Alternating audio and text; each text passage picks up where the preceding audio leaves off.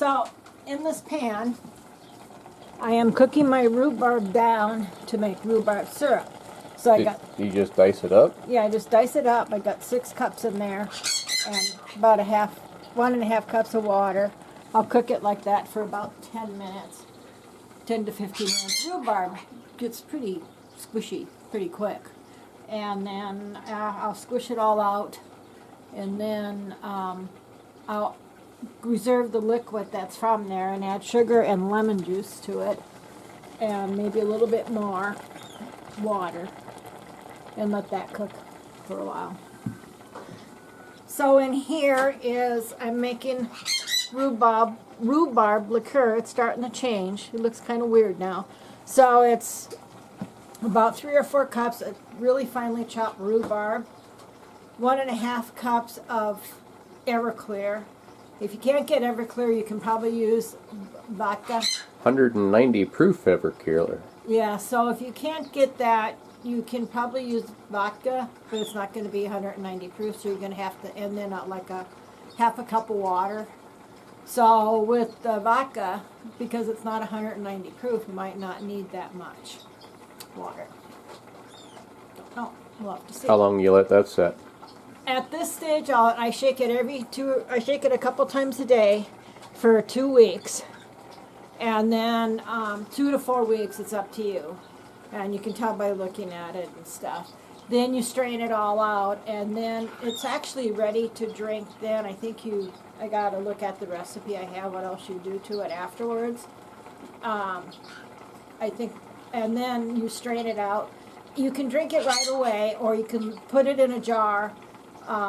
You get rid of the rhubarb, and then you can strain it out, strain the rhubarb out, keep the liquid, and you can put it into a jar. And they say you can drink it right away or let it mellow for about another week. Okay, so you don't drink it by itself, you mix it with stuff, or what do you do with it? It's a liqueur, so you can put it over ice cream, you can put it in, I suppose you could put it in a vodka drink. Mixed drinks? Mixed drinks, yeah, I guess a mixed drinks. You could do, if you like gin, you could put a little bit of this in gin to make a rhubarb gin cocktail. So just flavoring, basically? It's basically flavoring, yeah. Oh. So, here in a couple weeks, we'll see what it looks like, but I do this every day. And then, of course, there's rhubarb pies, but lots of things you can make with rhubarb.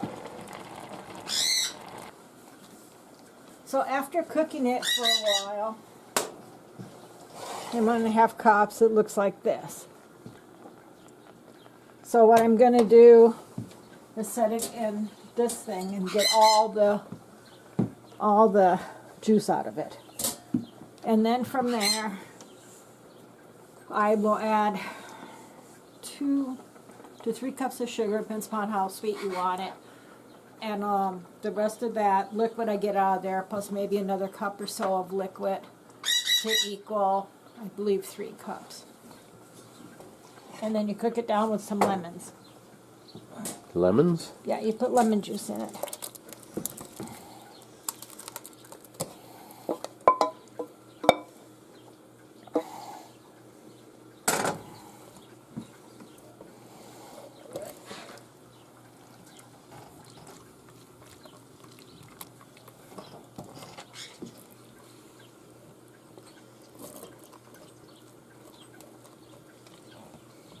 If you don't want it so, like with the chunks in it like that, you can run it through cheesecloth. But I like the little chunky things. Yeah, I like chewing chunks. So Like that. More pulp orange juice, I like that best. this was 6 cups of cut up rhubarb, and it's down to nearly nothing. I bet. Yeah, well, you don't get a lot of juice out of it, do you? How much water did you add to begin with? 1.5 cups of water. There's not even that in there now.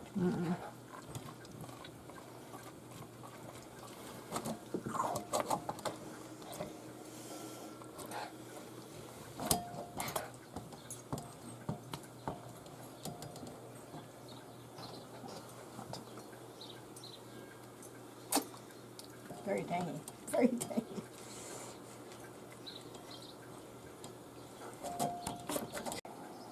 So after I strained it out, I actually got almost 3 cups of juice. And so right now, I put in 3 cups of sugar. I let it, bring it to a boil, and let it slowly boil for about 8 minutes.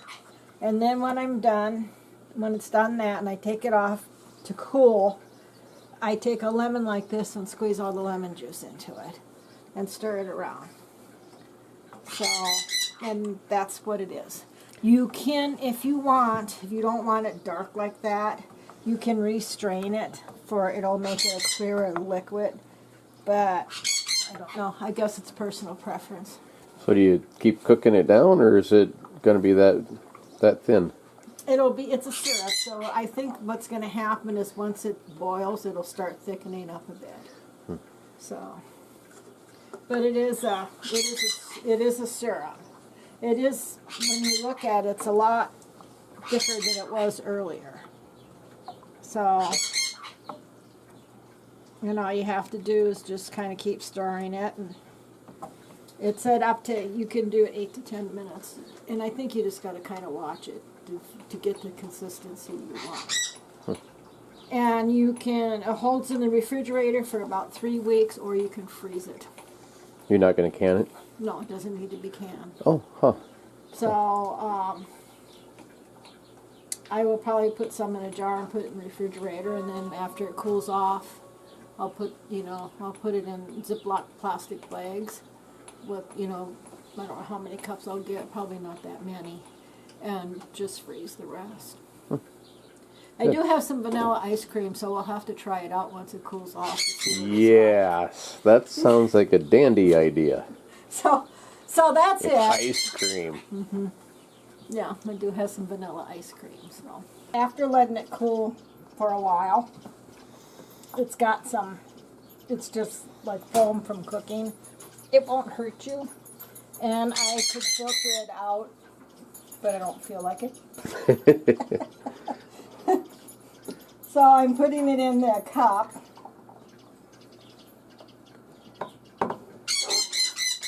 And slowly put it into my jar.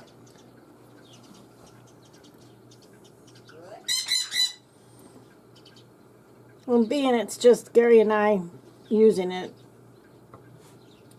I don't really care about skimming that off. I guess I should.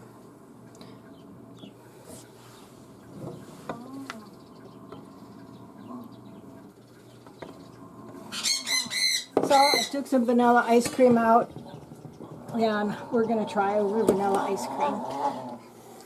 And the noise in the background is Dottie. Dots, don't be evil. Being evil Dottie. If you look up evil corgi on the computer, there's tons of info, and they all look like that. She's being evil, trying to pick on Lily. Quit it, Dots. So,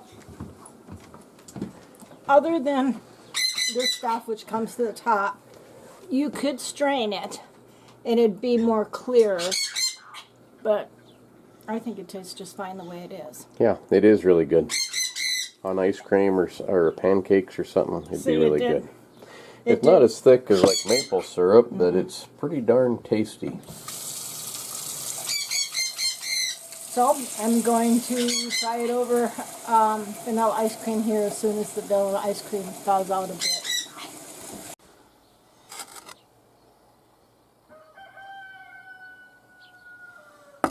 Oh yeah.